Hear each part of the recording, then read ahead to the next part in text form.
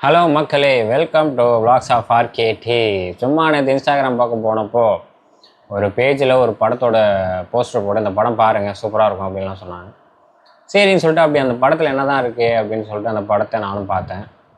ஒரு சின்ன ஊருக்குள்ளே நடக்கிற ஒரு ரொமான்டிக் காமெடின்னு சொல்லலாம். சூப்பராக ஒரு என்ன சொல்கிறது, அழகான ஒரு படம். அந்த படத்தில் யார் நடிச்சிருக்காங்கன்னு பார்த்தீங்கன்னா ஆயுஷ்மான் குரானா, கிருத்தி சனோல். இந்த படம் வந்தது 2017. அந்த படத்தோட பேர் என்னென்னு பார்த்தீங்கன்னா பைரலிக்கி பெர்ஃபி.